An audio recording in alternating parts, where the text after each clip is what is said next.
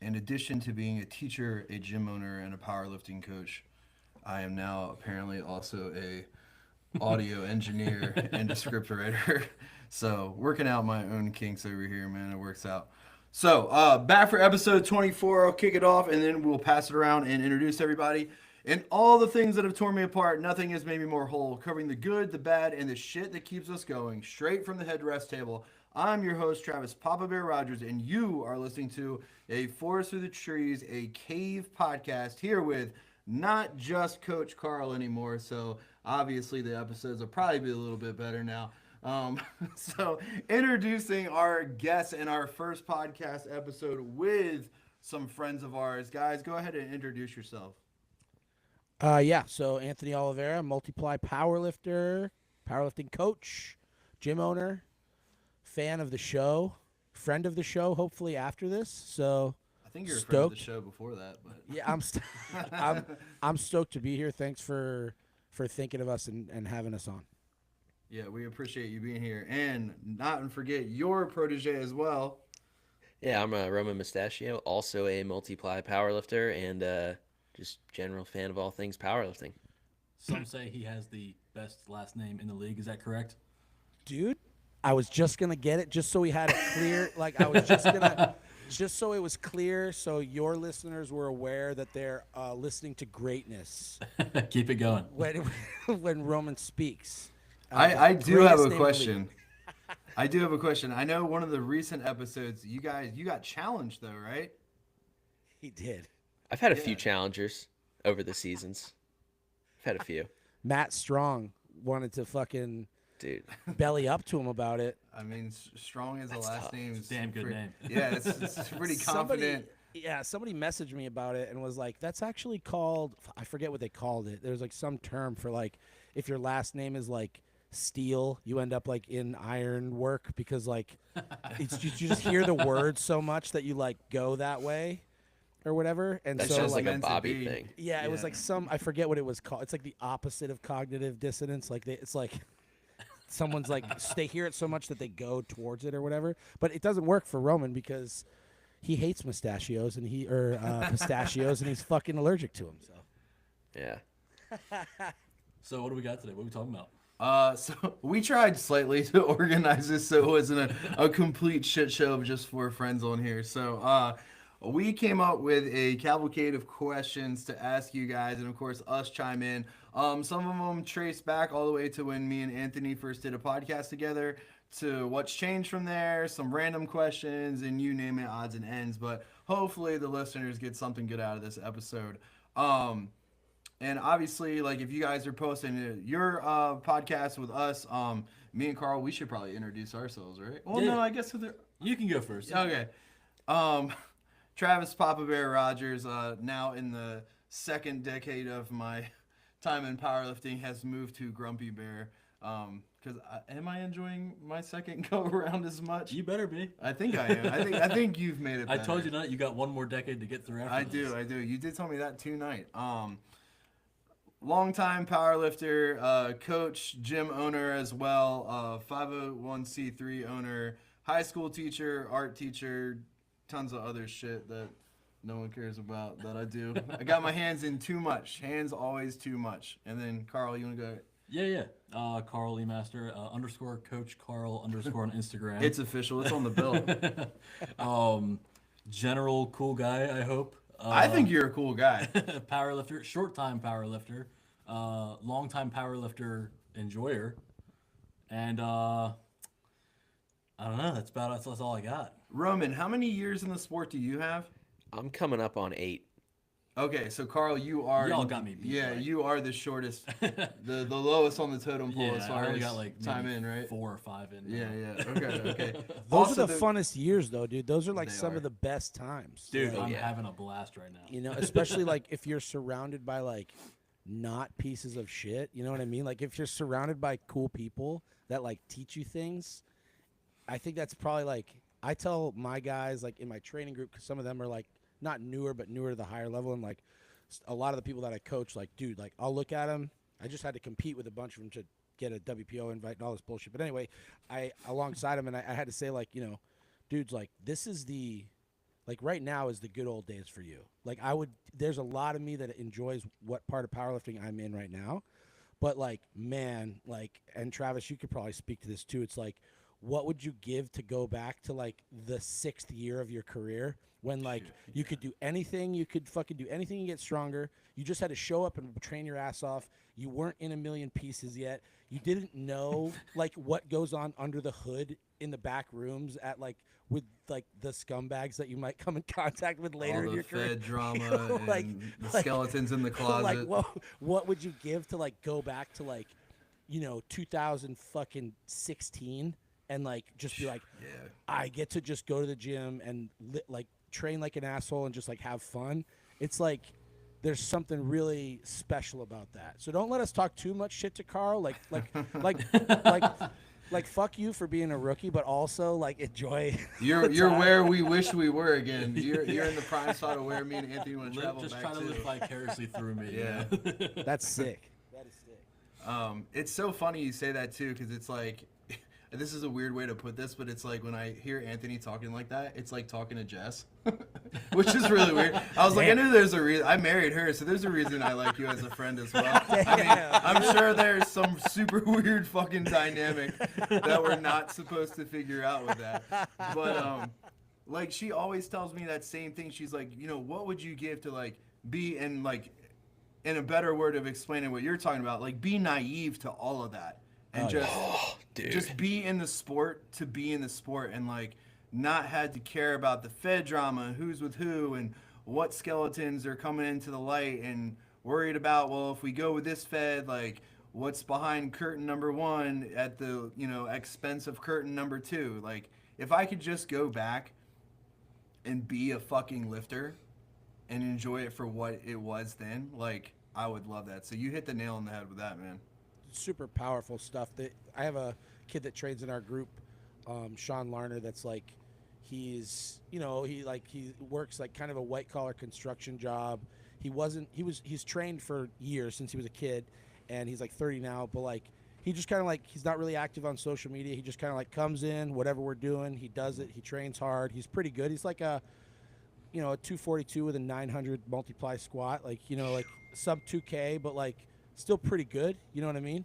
And especially for around here, and like I've said it to my wife a bunch where it's like, man, we get in the truck after training, I'm like, man, sometimes I wish I could experience powerlifting how he's experiencing powerlifting, because he's just like, fuck yeah, like what are we doing today? Like, He just lifts weights. Yeah, dude, exactly. It's like, I guess we're going to a 3-board today, sick, and like, takes his notes and then goes home and eats and goes to work. So it's like, I feel like really, I think I'm the only one here that's like powerlifting is basically my job, right? Like everybody else has other jobs outside of like coaching people and stuff. And Yeah. I feel really fortunate with that a lot of times, but there are days where I just like want to drop kick my phone into the woods and like get a job delivering pizzas, like, because it's like it gets to be too much. You know what I mean? Like just like I do know what you mean. over it. But like the sport itself, like I love it so much that it's like it keeps me around it, and like I try to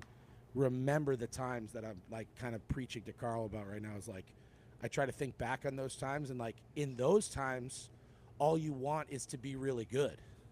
It's like, and it's like all you want is like, oh, dude, if I could just fucking, if I could squat 1,000 pounds, like I would just be happy. I would just, and it's like, dude, let me tell you, I placed top 3 at the WPO in 2020, and it was like a big deal for me, and there was a lot of stuff in the background of that. And I remember the Monday after we got back, I like woke up in the morning feeling myself like, fuck yeah, like I'm the sickest ever, like fuck yes. I go to the grocery store, I got my headphones in, I'm like, I'm the man. And then I like halfway through the grocery store, I like looking around, I'm like, dude, no one here knows how strong I am. No one gives a fuck about me. This is such a bummer. I am the strongest man in this grocery store. No one King knows of the dairy shit. aisle. Exactly, dude. Like no one knows and no one cares. And like, I just, it's like when you're trying to get to the peak, you just, all that cliche shit, dude. It's like you're climbing the mountain, you just want to get to the top, but it's like some of the best views are like on the way up.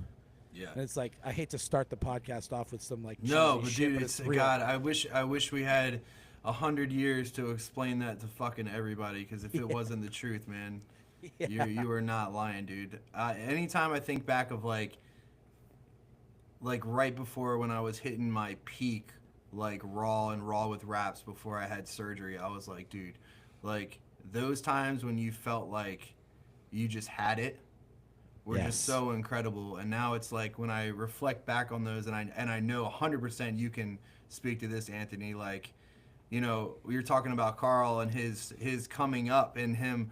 Oh, I just want to be the strong. I just want to be the best. And that feeling you have pursuing that. And it's like now I think about you and me, and they're like, all right, if I can just make it through this squat session and not get fucked up again, we might be onto something.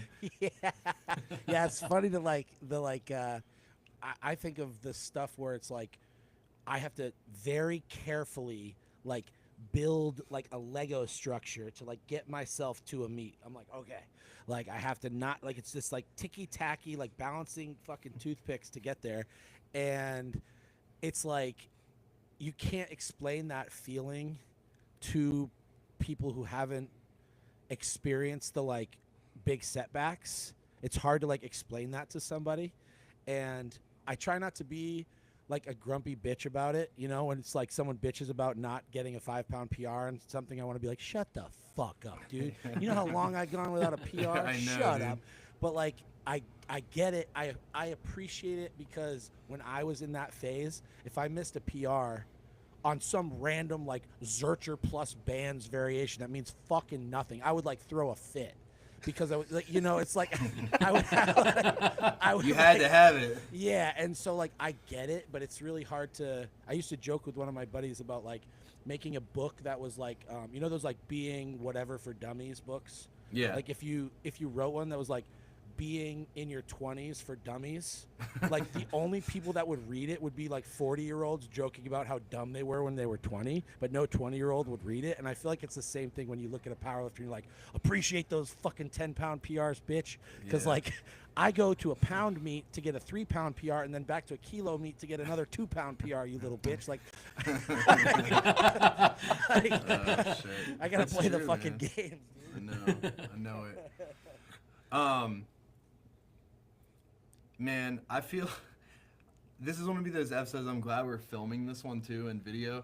I feel like when I have Anthony and he's like talking about staying in those moments, and it's so weird because like I guess I think about them a lot, but like I also don't because I'm alongside Carl like experiencing those first for him. So it's like you forget to reflect on like where you're at because you're not living vicariously through you, but like I get to watch you have those feelings for the first time and be like, fuck yeah, like that's what it's all about. But like as far as understanding, like explaining the ticky tack and like the Jenga block building of a peak of someone who's been through some fucking shit, like I feel, especially as a training partner, I am very fortunate to have Carl because he was there when I went through that first one and saw like what it took to come back from something and like how much drive someone had to even do, you know, walk again, fucking lift anything again. And it's like, I think that is, I 100% agree with you, but it's less skewed for me because I was fortunate enough to have someone in a way go through it with me. Yeah, for sure, dude. And I think that like some of that stuff when you talk about like building like a peak or like building this thing where it's like you got to kind of like call an audible on the day because you like woke up and you know your knee feels like shit and it's like I was supposed to do this but I guess I gotta go to a high box tonight. To me, isn't it? It's like He's like looking at me as you're talking. He's like, it's like you, but a second you talking right Dude, now. I try so hard not to give him so much shit for calling those off days. I know he does, and I know, and that's why I said I'm so fortunate because like there will be days I'm like, hey, we're supposed to ME against bands today. I'm like, Carl, like, bro, I'm not even gonna make it past like 3 plates, man. Like my knee is fucking killing me just because we had a cold front. Like I'm not gonna make it. I'm not gonna make it, bro. And he's like, That's you fucking real. serious? And then 2 weeks later, I'll squat like 8 something and be absolutely fine, no pain. And it's just like it sucks because after those big surgeries, man, it's never the same. It's such a fucking coin toss. and you had like some real ones and like I have surgery in less than a month here. I mean, yours is about to be a pretty fucking real one. yeah. So I mean, like for sure, like I think getting cement or whatever put in the bottom of your femur is, Cement in your is that leg. they're like we're gonna just cap off the bottom of your femur that's been cracked for however long. Dude, the guy looked at me and he goes, so this is like, kind of pushing off the full knee replacement. He's like, yeah, it's like putting a new motor in an old dishwasher. Like you're gonna have to get a new one. And I was like, oh, cool. I go, but I'm gonna need a knee replacement. And he goes, dude, he looks at me stone cold serious. He goes, if you live long enough, you will get a knee replacement. Fuck. Oh, That's epic, dude. That's a Thanks, story. bro. Appreciate that shit. But no, I think it's good for I bounce stuff off of Roman a lot. Like all my guys in my training group, like obviously me and Roman don't train together, but like we're in a lot of contacts about, what's going on. And my guys in my group, they're great because I'll just be like, I ain't doing that tonight. Like I'm gonna watch you fucking do it or like whatever. Like they're really cool about it. But I always hit Roman with the like calling. I did it last night. And I'm like, is this a cope? I'll send him a thing. Like it's like last night. It's like, well, like okay, so the last time I did this, my shoulder was fucked up, but like I was like all the supplements were peaked. I was 4 weeks out from the WPO, and now I did it with a pause, and I missed my 5-pound PR. Like, is that still good, or am I being a pussy? Like, what's going? Like, is this a cope? Conjugate logic change. But I think it's good for dudes to hear that because the other skill that you gain from that, on the other side of things, is like, dude, anyone can come up to me and tell me something that went wrong with training, and I can give them 20 reasons why it's okay. Like That I is could, true, you know what I yeah. mean? You're just like, oh, dude, like it's all good, and you can give them fucking a million different examples of like, I don't know, dude, I went to a meet and I didn't even do a peak, and I ended up being fine, or like I know a guy who did this, or last time, like who fucking cares, man? This time this happened, and next time this will happen, and like I think having dudes around that have been through it and banged up and whatever is like such a blessing for younger lifters because they get to see like, dude, at the end of the day, if there was a certain very like only one way to do this, like that people had figured out, someone would be making a lot of money and the totals would be a lot more consistently large. Like at the end of the day, we're kind of guessing our way through this shit. Nobody fucking knows, right? So it's like you have a bad day, your knee feels like shit, your shoulder feels fucked up. It's like, that's cool, bro. At the end of the day, at the end of the peak, you're going to have a week off to heal, and then you're going to forget that your shoulder hurts anyway, and you can just go lift weights. It's like, it's only 9 lifts. Yeah. Like, it's only Wait, you take all 9? I haven't taken 9 in a meet in 2 years. on 10 minutes of occasion. lifting. Yeah, I travel, book an Airbnb, and fucking go through a 6-hour day to maybe lift about 5-10 minutes. But you're consistently 5 for 5. So like, Oh yeah, dude, I rock that 5 for 5. Man. Dude, that's that's what matters. 100% accurate. My Not in 9 goal for 9. is why do what you could do in 9 if you could do it in 5. I feel like You're a that's pretty- savage. I feel like that's pretty all right. We do have a couple odd questions, and I want to make sure we get Roman to weigh in on this. Let's start with him. Roman, question for you: what animal would make the best power lifter? If not a human, probably a gorilla, something Alright. like that. Pretty fucking And- strong. Are you just giving it on pure justification of strength? Well, no, I think a human's probably the best because humans are the most intelligent species. You have to be able to think about training. I didn't think about that at all. Damn. That's because you just What? That's because you just muscle fuck everything up, Carl. I Dude, have to think. It's okay. If a it's all right. silverback gorilla had the capacity to figure out powerlifting, they'd have done it and totaled 4,500 by now. That's true. That's true. Think of the deadlift proportions. Oh my right, God. For sure. A Yeah, literal that's true. orangutan? Really? Yeah. Come on. I think probably like some sort of like, wouldn't you say like ant or like crustacean? 'Cause Thank they're, you. Like, That's But what now I listen, said too. but When I I don't was really- talking with Eddie. Yeah, you weren't here yet. I Oh, said that shit. to Eddie.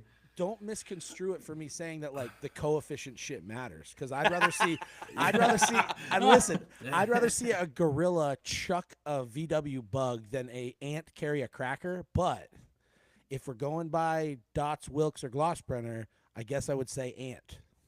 all I heard out of that whole conversation was Anthony finally admitting that totals don't really matter. It's all about your points.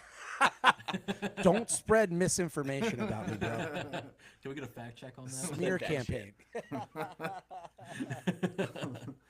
All right. Constructing your dream flight to compete either alongside because you want to be against them, mano y mano. I'm definitely interested in hearing Anthony's because he's been with a lot of people already we would probably name. And I'm also interested in hearing Roman's because he's a super big history buff. Are we going off of like active competitors or like anybody in history? It could be Just anybody. for this episode, I would say anybody. Okay. All right. So, all right. So if we're gonna say like a 15-man flight, right? You don't have to come up with all 15 on the spot. Like you could do like your Right. top 5. It's very easy for me. Okay. very Right, easy. Damn. All right. No doubt. At this point, like I've competed against most of the big boys that I would want to or competed with. I wouldn't say directly competed because they kicked my ass, but dude, if I'm gonna put a flight together, like my dream flight, it's gonna be fucking me, my wife, my 7 training partners, Roman, and then like peak Matt Dimmel, fucking peak Sean Frankel, peak Jason Coker, and like Eddie Cohn. But like just to watch that shit, but like I've had some of the best, most fun meets is when I've been like surrounded by my friends. And I know that's again a cheesy answer. It's an old guy answer, No, but it's just like it's not a fucking that's like cheesy answer, dude. that's like where I my go with it fucking because like answer. dude, I said it. He said he stole my answer. We had like dude 2 WPOs in a row. Obviously one of them was not great for me, but like neither Jesus Christ, neither of them. But One of them. what a disaster. One of them was better than the other. Yeah, it's true. Well, yeah. So Hey, it's you like walked away from the second one, man. that's true. Fair enough. Dude, I bomb out on squats and Roman's like, could be worse, man. Like last year you left in a wheelchair. I'm like, oh great, thanks, buddy. Yeah, last year you got cut out of your deadlift, dude. But we had a couple of those like this year where like you end up with like, dude, you know those meets that make you just like, like this is it. Like this is what I remember like about powerlifting, dude. Like it changed. Like I think nationals this last year, APO nationals this last year. There was one meet in Connecticut, like a local meet that we did, and then like the 2 WPOs where it's like you look around the flight and you're like, yeah, of course there's a handful of guys that like could get fucking slingshotted into outer space forever and I wouldn't fucking care. See you later. But there's also people that like I literally would have like give the keys to my house to. You know what I mean? And Yeah. that shit, those flights are it's so sick when you're like getting your knees wrapped and you're kind of like peeking to see like, oh, how'd so and so do, like, and not in a way of like, oh, I fucking how did he do, like I got to know what I'm gonna make on my next jump, but like how did he do, did he get it, oh fuck yeah he got it, oh that's sick, you know, like that stuff is always super fun for me. I had a feeling, Roman, that I was gonna be your Yeah. shit. Dude, if you're asking me like if I'm gonna have like the most fun meet ever, it's gonna be all of my like distance powerlifting friends that like I don't get to see often. Like I love everyone in my gym, but I see them, 4 to 7 times a week, right? And they'd presumably be there handling us, but it'd be like you guys, the Narbell guys, the Anchor group, like all the like distance people that I just like fuck with heavy. Like that would be the most fun meet. But if you're asking me like if I get to compete with anyone in history and I want to construct like the most legendary roster or the most legendary flight and insert myself in it, I'm going 13-man flight because I like lifting fast, and I'm going Gary Frank, Louis Simmons, Doyle Kennedy, John Inzer, Ed Cohn, Kenny Patterson, Fred Hatfield, Andy Bolton, Sean Frankel, Travis Mash, Anthony Clark, and Shane Hammond. Sorry, that's like 14, but Wow. all fucking like Zero heavy hesitation on that list either. Like I came prepared, dude. I wrote that Yeah, shit down. he's got it in his notes. I was just gonna say he's got an Excel sheet. He graded each one, and then he like created a formula to figure out which ones made it to the. he to the made flight. different option tabs. Like if somebody says they take my answer, I'm gonna go here. If It we're was like talking an bench attempt chart, Option 2. an attempt yeah. chart, but with just historical powerlifters. I try to also think like Anthony. I've been super lucky. I've competed with like some really fucking legendary lifters and cool people. And much thanks to the WPO for most of that. But like, if I'm thinking like people that I have like no access to would kill for like a conversation and a handshake, like that's my list. That's awesome, man. That's a great list. Yeah, that was a good list. Both of those answers were really good. All right, now Travis, whose list did you like better? Oh, dude, you can't put me on the spot like that on somebody's podcast. Tell us who your favorite is. Wait, what would you guys do? Like, what would your? I'm interested because Travis, you've got a lot of time like in the Raw world, and I'm sure like you got some homies there that are like sick. Like, and then Carl, I'd love to know like how old are you, Carl? I'm 25. Yeah, so like as a younger dude, like I'd love to know like what you guys would put into your flight because that's like it's gonna be like slightly different probably. You want to go first? Yeah, sure. I'm only gonna do a 5 because I can't pull names out like Roman just did. If I had to do a 5, and I would have to preface this and say any 5 I pick had to be like in it because they were all in, right? Because I know I could pick people I want to be in a fight in, but they're like, I don't want to fucking powerlift anymore.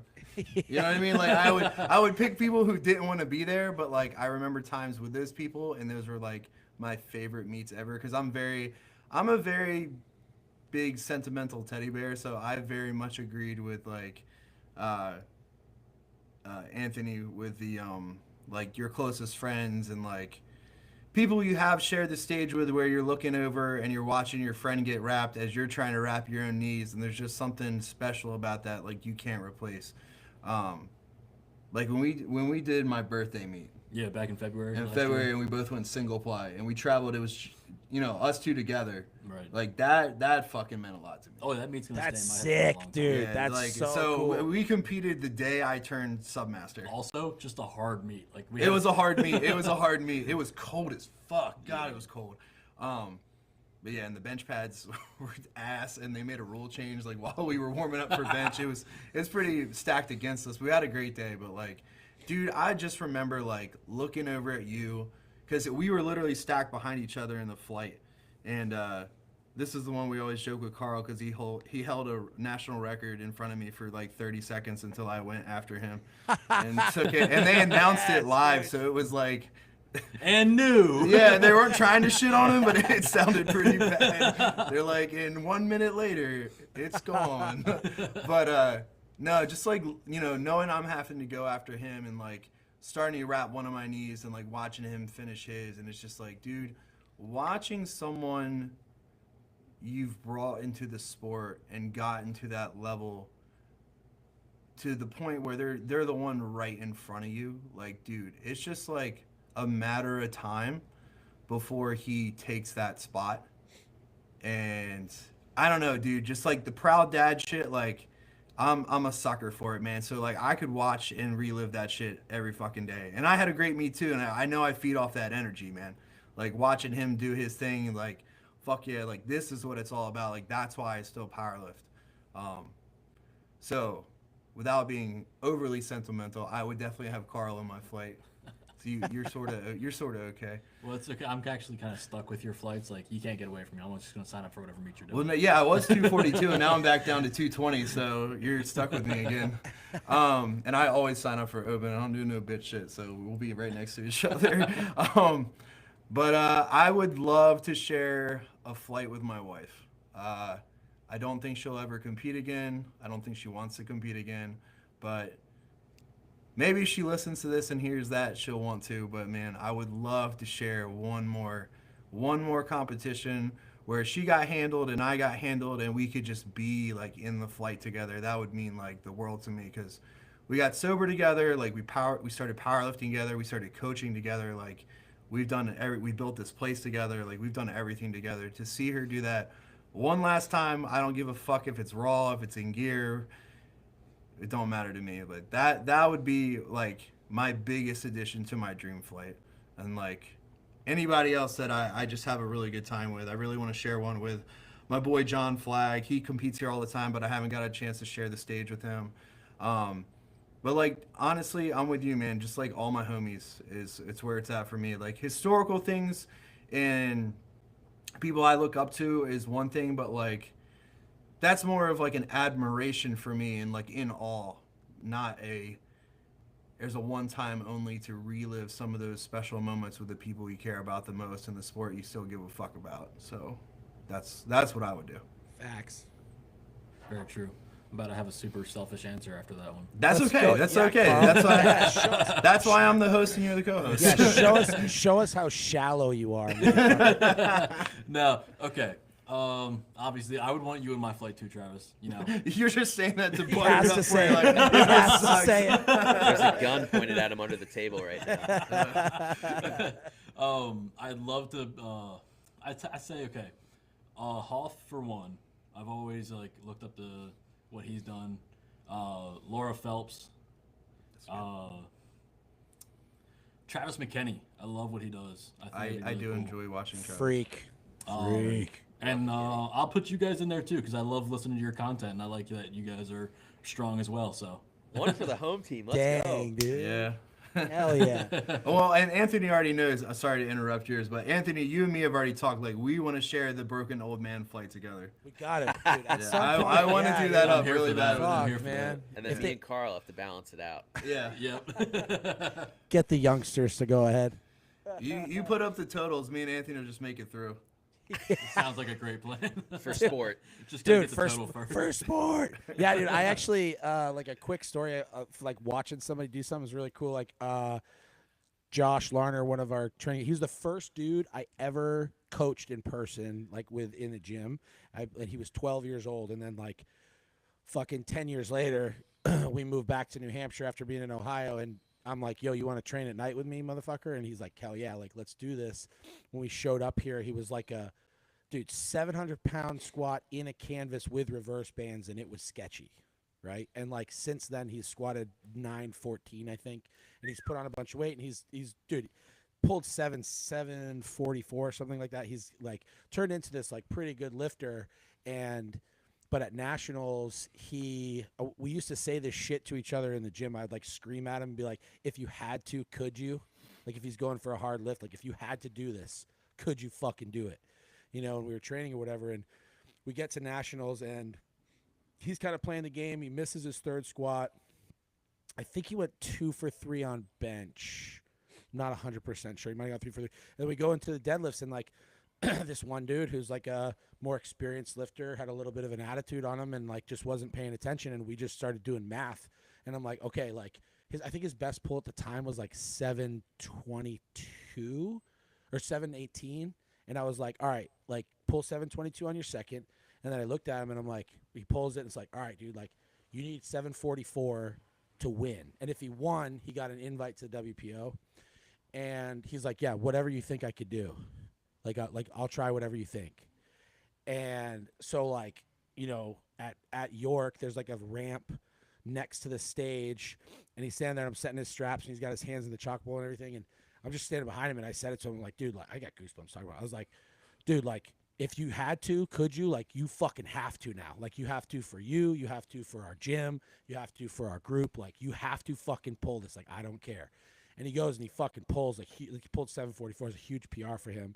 Won the meet by 0.1 Glossbrenner points. Holy shit. Wow. Yeah, dude. And then Electric. went to the WPO and PR'd his total off of that. But like, dude, we have like an awesome picture of us like hugging after, and like he's just like he pulls a deadlift and he comes over to me and he's hugging me saying thank you to me. And I'm like, motherfucker, like I didn't do anything. Like I'm just guiding you, you know, like you made the deadlift.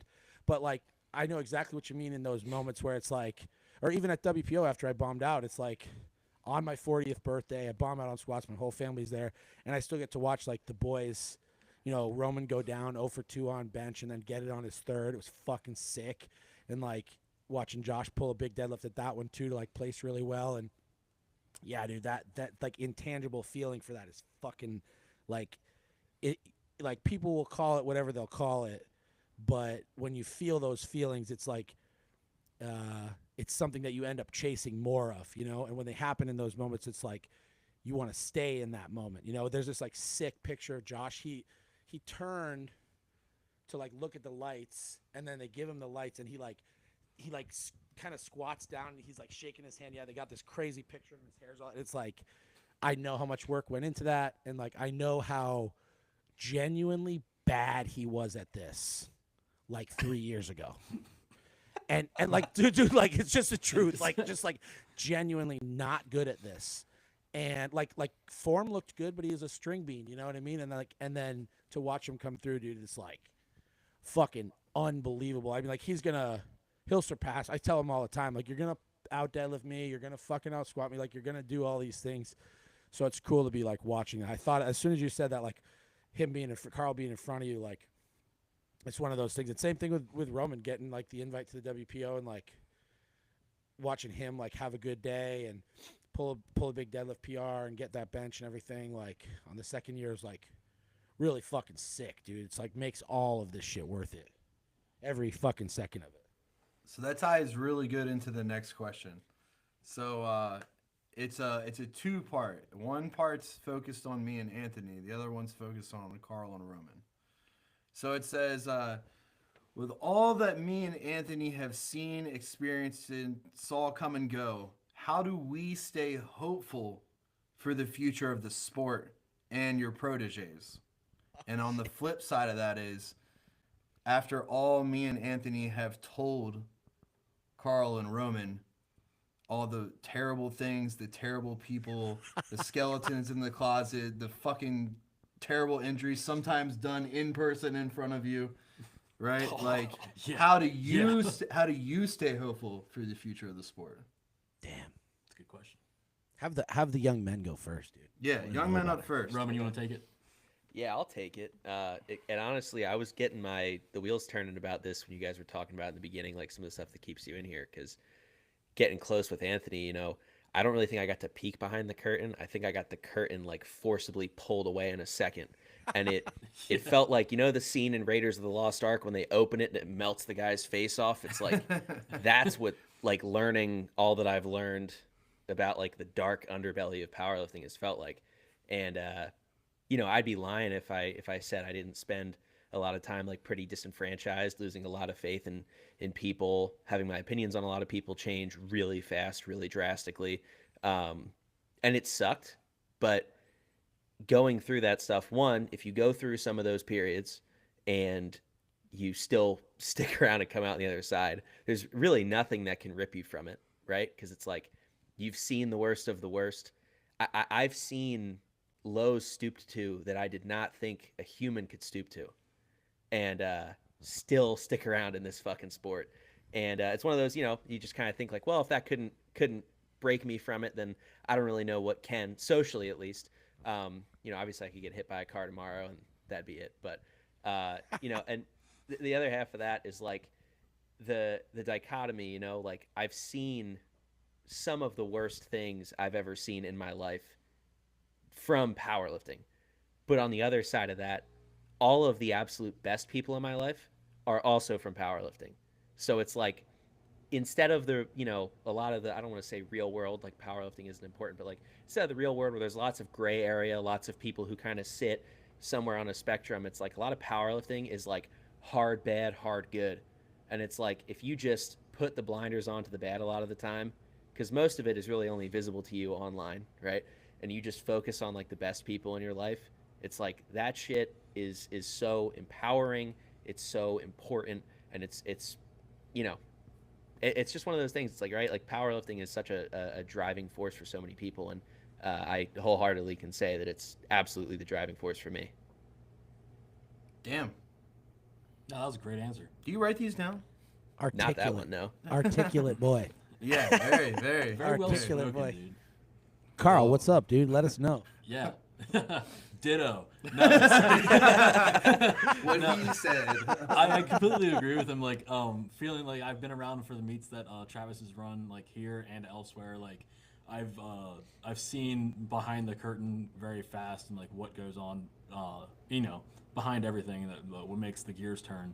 And I've seen a lot of good. I've seen a lot of bad meets ran. I've seen a lot of really good meets ran. I've seen a lot of really good meet directors. And I kind of pick up here and there on things that, like, if I were to keep this going like years and years down the road, like I plan to, like I see what results come from making good decisions, and knowing why you're making the good decisions to withhold a standard. So, I mean, I think where you come up around it has a huge part in that, though. Dude, we Like, talk about about that. staying hopeful for the sport. right. Like there's like we all said, there's a lot of poor choices people make in the sport. Like puts a lot on their character, but like there's also what he was saying. There's a lot of really good people around too, and if you have your blinders on, you're really not gonna pay attention too much to the people that are, putting out that I guess negative space into the sport.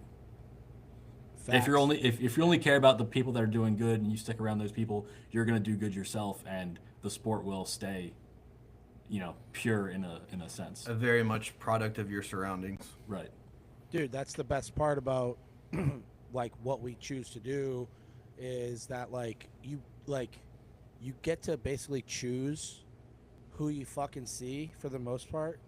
And like I think just to like kind of kick off my answer here, I think that like guys like Roman, Carl, Levi out at Narbel, like these younger cats like that were shown the right way to do things. And like, dude, there's like, we could talk about training and like what's right, what's wrong, what's smart, what's dumb, and blah blah blah and whatever. There were people that think Louis Simmons was dumb, like it's crazy, right? But like objectively there's a right way to fucking go about something and the wrong way to go about something, and that's like how you treat people and like how you approach your life and your passions and stuff. And you guys were saying like who you came up around like dictates that. Like you can follow like the powerlifting family tree. Like if you go to a meet in New England and you go in the warm-up room, you can see the branches that came off of Mike Burrell in Windham County, because and from him you can see Andy Vale, like because the way that they were brought up in the sport is like you load plates for strangers, you fucking spot people, you're intense under the bar, but you're not a piece of shit to anybody, all these things. And you could tell where they came up. And it's like, I guarantee you, there's people that might, if Carl went to a meet by himself, there's probably people that would see him and be like, oh, that's one of Travis's dudes. Like, I bet you, like, he came up with Travis. And you can tell with like, the New Hampshire night crew, like, I hold those guys to a standard, right? Like, I don't fuck around. Like, in the first 2 years we were here, like, I kicked 3 or 4 people the fuck out, like, no warning, like, get the fuck out of here. Like, I don't put up with that. And we haven't kicked anyone out in a really long time because the culture got built by what we wanted, and now people come in and assimilate to it, and it's just like how it works. And you can see, like, I have a lot of hope for the sport because of these young cats that, like, it's weird because, like, when I was younger, I would want to be, I was like the troublemaker, right? And I think, Travis, you probably can, like, kind of like identify with that too. Like, I was the dude doing everything wrong. So the fact that younger lifters and younger people look to me for guidance to do things right is, like, crazy to me. And it gives me a lot of hope for, like, the future of the sport. I think also, like, there's nothing worse. Like, our generation typically, like, is much more self-reflective. So, like, we can, like, look at ourselves and how we're acting and whatever. And, like, there's nothing worse than the grumpy old powerlifter that's just, like, salty that his shit didn't turn out how he wanted to, or he didn't get the flowers that he think. And, like, we all know that, and we watch it happen on social media all the fucking time. And because of that, I think dudes, like, I know me, like, I say it all the time, like, fucking drown me if I ever act like that. Like, literally, like, hold me underwater until I'm dead, because, like, I don't ever want to be that person. And I think, Travis, like, I think you're the same way, and I know a bunch of guys, like, that are committed to not being that way and trying to leave the sport in a better place than it was when we came into it. And I think that these younger cats, like, you could say there's too much information out there and it's too accessible and all this stuff, but, like, at the end of the day, like, that's a good thing. And, like, cool people find fucking cool people, and, like, the more of those people you can kind of, like, get into your, like, on your side of the fence. Like, I made a post about this the other day. In high school, right? The whole fucking cafeteria, there's 100 seats in the cafeteria, and there's 5 seats at the cool kid table, and everyone's like, ooh, the cool kid table, right? And those are the fucking whatever. And it's like, well, if there's 95 people sitting around and there's 5 people who are isolated, why are they the cool people? They seem like the losers to me and everybody else. So it's like, the more normal, good people we can pull into like our breed of powerlifting, the better it's gonna be. And like the pendulum has swung, dude. We had a tough year, and like I'm very hopeful for the future, man. I'm fucking stoked. So, That's and awesome to I hear. have a lot of people to like thank for that, and Roman being one of them. Like he definitely nailed it with like the the curtain was forcibly ripped, and like Santa Claus was revealed to be fake, and you know like the whole thing. But I'm just I don't know. There's like this whole new wave of powerlifters that are coming up now, that I think because of the distance between them and like the West Side generation of like everything has to be a fight and a brutal like like thing, like they get to the good from that and that culture, and they get to leave the bad behind because they don't have any like true 1 degree of separation links.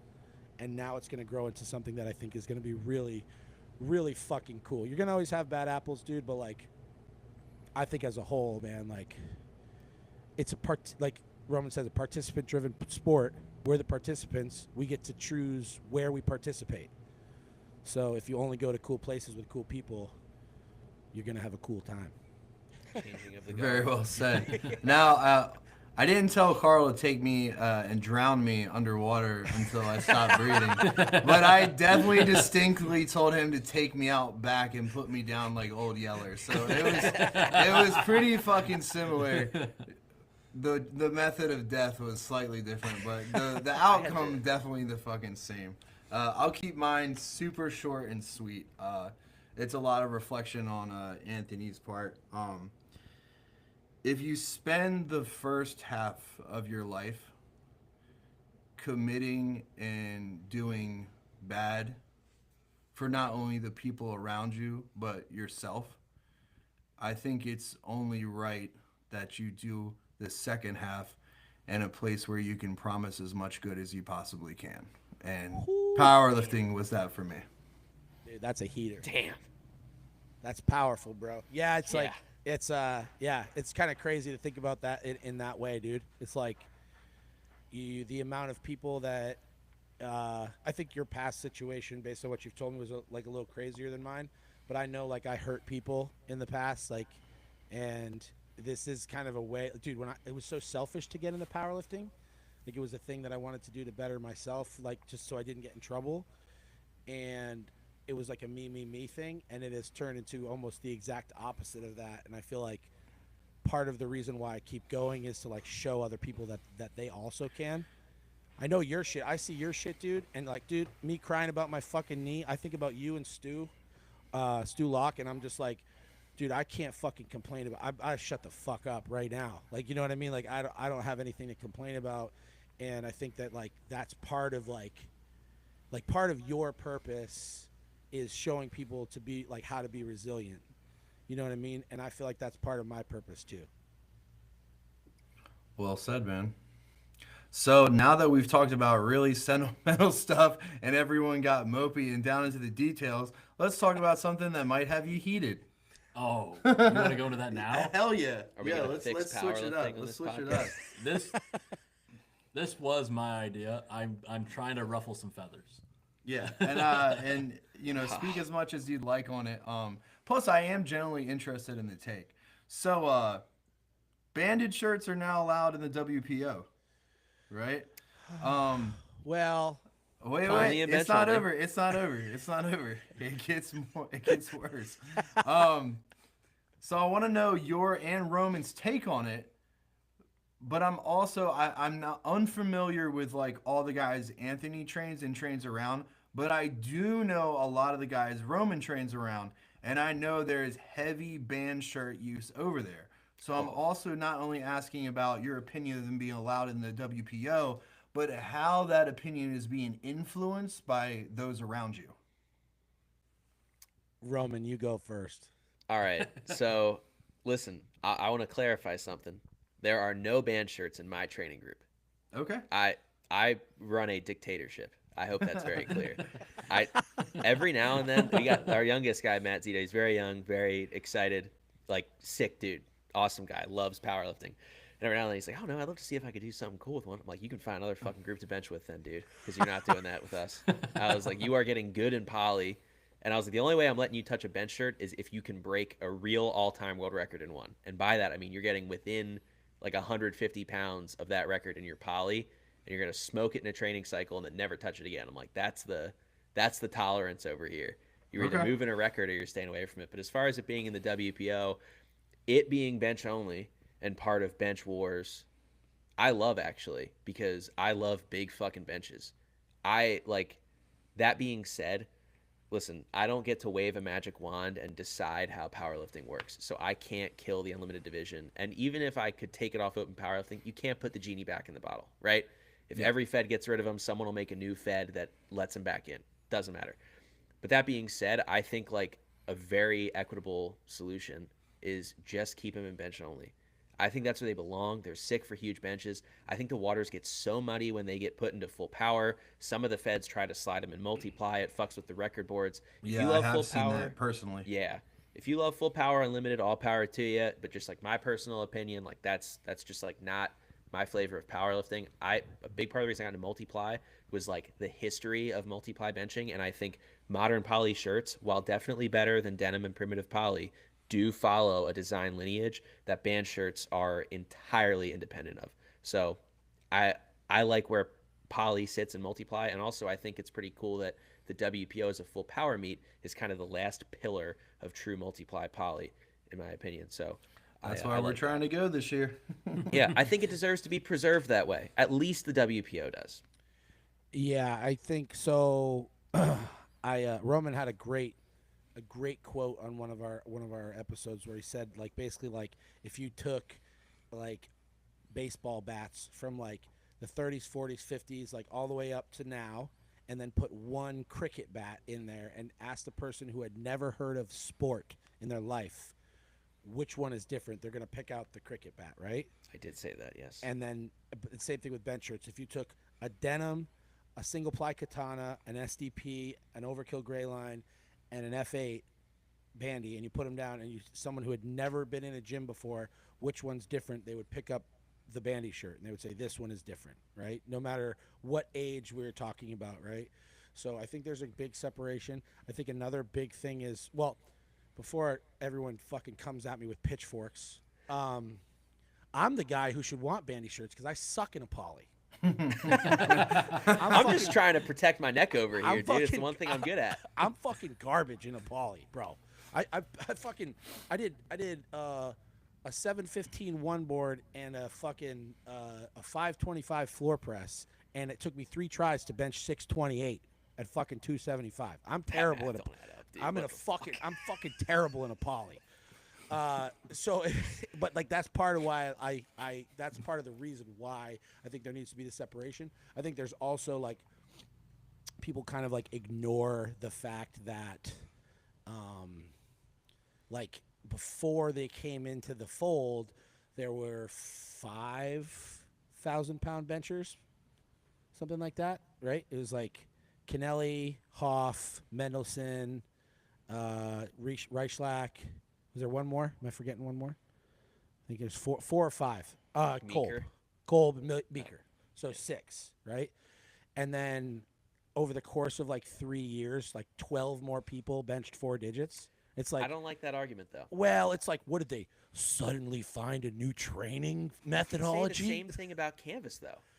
No. But there's still the thing is there's still guys who have squatted world records, and like, dude, when all the Canvas stuff happened, like Frankel squatted in a fucking poly. Okay, when all the band shirt shit came out, Jimmy came and benched 1120 in a single ply poly. Dude, and that's super sick. You guys are gonna make us fight on your show. Mom and Dad are fighting, and dude, so this like, is I can't Well, some compare could it say to that what he was going to bench a world record regardless of whatever he was wearing. Yeah. Well, that's the thing. The best is gonna be the best, right? So I used to always say this shit too, where it's like, you know, we go to the WPO like earlier on in my career, and it's like I'd be 3rd to last, 4th to last in the squat flight, and 1st in the bench flight, right?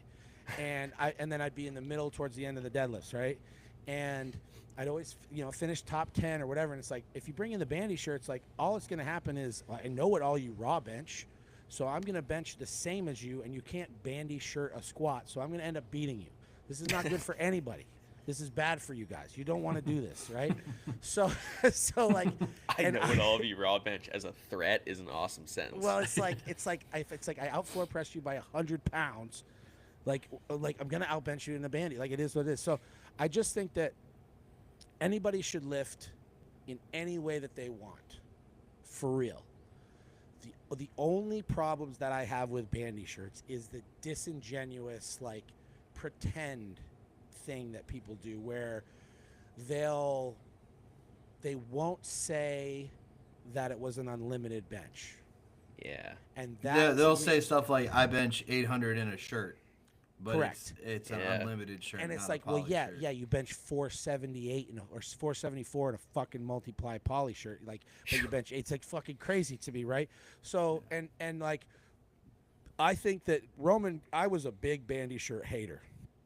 And I coach a couple people in them, and they're not like, the skill component is just significantly less. The danger component is higher in some regards, yeah. which I think Oh, is yeah, it is, which I think dude. is sick, right? Like, I think that's a sick part. Which about is fun. it. Yeah, exactly, for sure. Like, dude, like, I get it. Like, I've never put on a full one, but I've put on an insert before, and did like like whatever, some touches with it, and it's definitely like a sketchier. Like, you feel like you're kind of like on a unicycle. Like, it's like more of like a balance thing, but. I just think that, like, the separation is important, and something that Roman kind of explained to me too is, like, you have to inflate what is impressive. So Yes. The bench economy needs to inflate with, like, the new standings. yes, so like a 242 with a 750 bench in poly is pretty good. Right? That's pretty solid bench pressing. A 242 with a 800 bandy shirt bench is okay. Like, it has to be fucking massive for me to really, like, you know what I mean? Right, Like, yeah, it has to be because of how fucking much huge. more they get out of that shirt. Yeah, and like it just has to be, because equipped powerlifting, what drew me to it is, like, I'm not a particularly strong guy. I like the technical aspect of it. I think that the skill component is part of what draws me to it.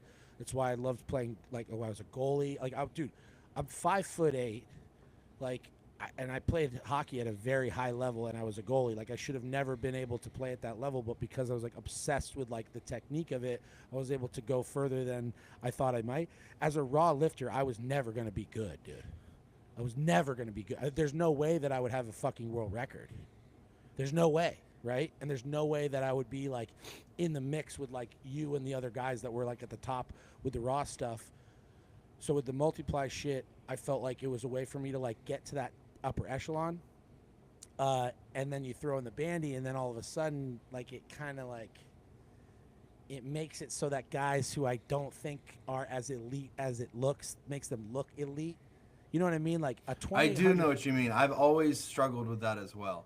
It's hard because you don't want to be old guy yelling at the sky, right? Like, You wanna be don't, like, but then, like, dude, you know me. I'm a stickler for open powerlifting, dude. I will fucking Yeah. check someone in a hot fucking Yes, second. you But, will. like, when you go on there and you see somebody and it's like they're unlimited numbers, and then you don't see any other categories or like one other division, I'm always like that. I'm like, it's so hard to tell, like, how much of that is bandy when you have nothing to compare it to.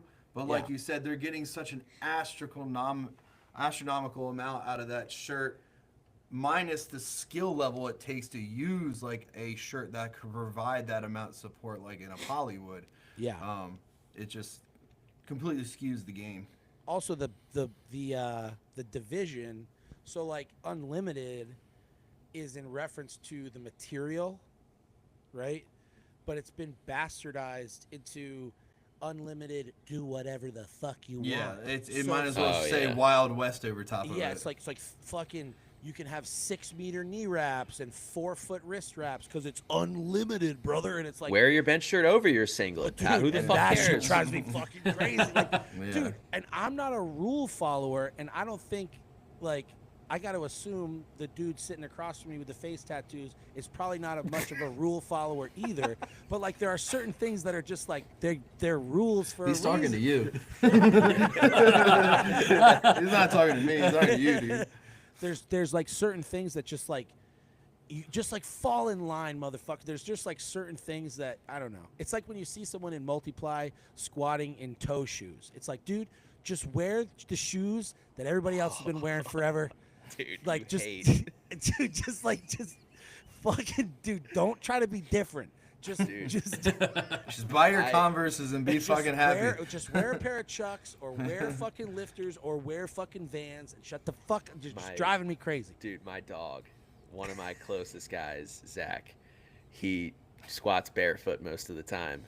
No. And he sent Anthony a box squat, and Anthony sent him a voice message, and he goes, "Listen, motherfucker, if your life depended on your foot not slipping right now, you would put a fucking shoe on. So why are you not wearing shoes? Put your fucking toes up." Just like didn't say anything about the box squat, just unloaded about the barefoot. And Zach was like, "Geez, man, I really pissed him off with this one."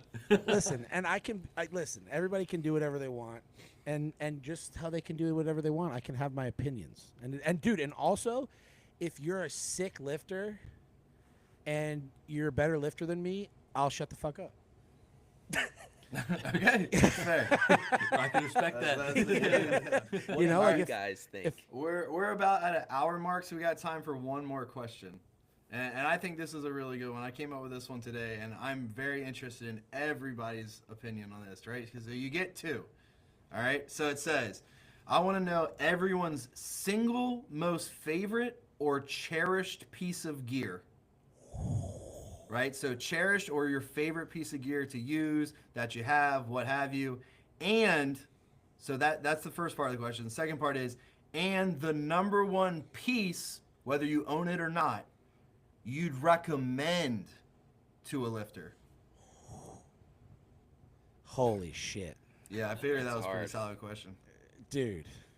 All right, so just give me one, and Well, what's Anthony's your number one? clearly his F8 band shirt. No, His quadruple ply. it's a Yeah. 4-ply with a 3-ply insert. No, I think my most cherished piece of gear that I like own, that's mine, that I would never sell, that I would never get rid of, is the canvas that I wear now. Is Jake Anderson's canvas. He totaled 2,800 in it, and I squatted my first 1,100 pound squat in it, and I've squatted 11 in it a couple times since. That's sick. fucking sick. Yeah, those are the kind of things I want to know. That's fucking dope. That's a really cool one. And then if I was gonna advise a person to get one piece of equipment, and I could just get one, I would say a fresh 2016 pair of triple ply grid stitched Inzer Predators.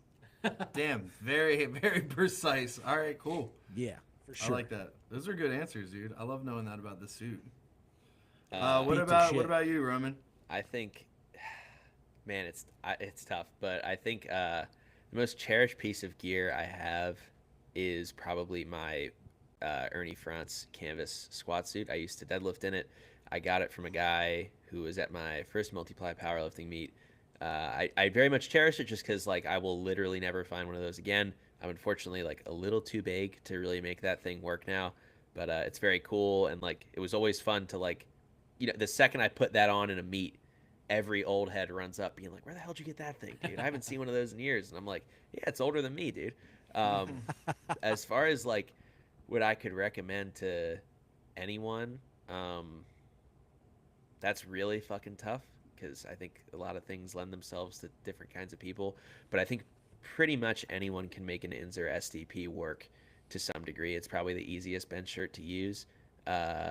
If it's going to be the best for you, depends on the person. It depends what you like, but I really think you can't go like outright wrong with an SDP. Okay. That's fair. Yeah. What about you guys? What about you guys? Huh? Yeah. Carl, you have the least of experience in flip-flopping shirts and stuff, so why don't you go first? I got a couple special pieces of equipment that I like. Okay. So, Wait, pause.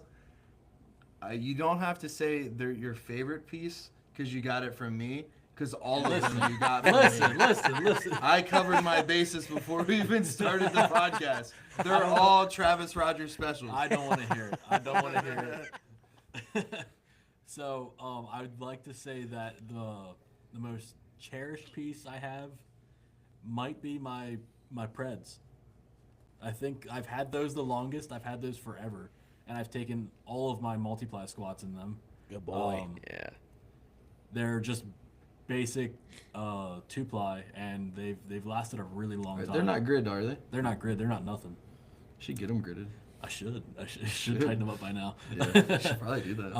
I've just had those forever. I got those back in that Did I get those from you? I don't even remember. Dude, I think you did, dude. I'm gonna be real with you. I think you did get them for me. I was using that before I was even. Yeah, because I gave those for you because I just bought those, the old Executioner bosses. Yeah. And you're like, yeah. hey, your back's fucked up. Here, Yeah, put so these briefs on. the other reason these are cherished for you, are they the OG back savers? Yes. Oh shit. Those got me into into the thick of powerlifting. Into the ability to complete a meet. Yes. Love that. Yeah. Love that. I'm gonna hold on to those forever. They need to go on the wall here. They will. They need to go I'll on get the those wall. framed. Yeah. I won't wash them either. Please don't. And a piece I'd recommend for anybody. This might be a wild answer. A single ply F6 shirt, because I feel like that would be the easiest shirt I would say somebody should get into. For single ply, for sure. Yeah, Yeah, and you damn. learned. You didn't start the one. You started in a bolt, right? I started in a bolt, and then I bought the F6.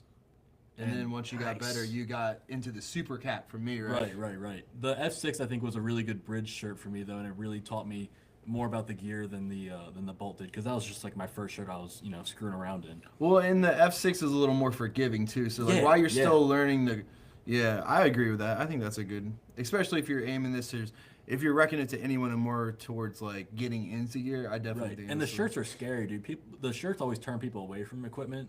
So if you're in a shirt that you can like maneuver around and kind of play with more, Yeah. I feel like it's better to get the grab on people. I think the F6 isn't as painful either. Oh, definitely not. Because I remember the first time you crawled into my old katana, you were like, "Yo, what the fuck?" Yeah, You're like, "Why? How have you been benching in this?" I'm pretty sure when I got the F6 too, the first night I had you cutting the back down to the middle. Yeah, he slits the back of his shirt a couple inches like I do, so you can manipulate it yourself. Yeah, get that collar down. Yeah, I like that. That's a good piece of equipment that I always liked, and I would recommend that to people. Nice. Putting people into gear is funny. You put them into briefs. If they're a wide stance or a flat foot already, you put them in briefs. They get 50 pounds out of it. They're like, hell yeah, I love fucking gear lifting. And then you put them in a shirt, and they're like, fuck this forever. Yeah, I don't want to do this anymore. This is no longer fun. What about you, Travis? What do you got? I know you've probably got one that's like You've had a lot of gear, my yeah, friend. you're out here tricking out gear. I'm looking at a rack right now with like Yeah, 10 Carl's shirts on literally it. looking to the left of the podcast table at just literally a baker's rack of like gear. And I actually have a gear like bookshelf closet, and I gave Carl the top shelf, so he's got his own little middle shelf. He's got his got own my little, nook. He's got his own little nook to keep his gear here at, So at the nice. gym. I would so say my most, and I don't think many people, I don't even know if Carl knows the backstory behind this piece, so this will be good for you. Go ahead. So my most cherished gear is probably, there is a OG Overkill squat suit. A lot of people haven't seen that suit. Now, it came from a guy that I am no longer friends with. We had a huge falling out, and he fucked me and my wife out of almost $6,000 for a meet, and this is one of the darker places of powerlifting Carl got to see a little bit of very early on in his age. But he had given me this suit when I had got back from surgery, so I was small enough to fit in it because I had lost weight and got down into 198s again. And I'm pretty sure I squatted my first 700 in training back after I learned how to walk again and stuff in that suit. And so that's one of the reasons that made it special. But what happened was I obviously started putting on muscle again. I got stronger. I started kind of getting back to the shape I was in before the surgery. And so I sent it off to my friend that owns Pack-a-Punch Powerlifting, and he cut it apart and using measurements from a Super Centurion that I liked took pieces of it and refabricated it for me to fit me at 220. Oh, that's That sick. rocks, dude. That's Fuck So so I yeah. had sick. I had a Franken suit, and it was the very first suit. I was fucking shitting my fucking pants. I was so fucking scared. And it was the first suit I ever did 800 pounds in a meet. Dude, that's sick. Rad. And Sick. that it has a big hole in the ass of it, and I haven't got it repaired yet. I don't think I could fit in it anymore either, but like it is here, and I probably will never. That'll definitely go on the wall. I'll wait till Carl's briefs blow out, and we'll put them on the walls together. So God that's would. yeah. I don't think you knew about that. I knew that it was a Frankensuit. I didn't know like the. You didn't know who stipulations. I got it from. Yeah, yeah. Yeah, man.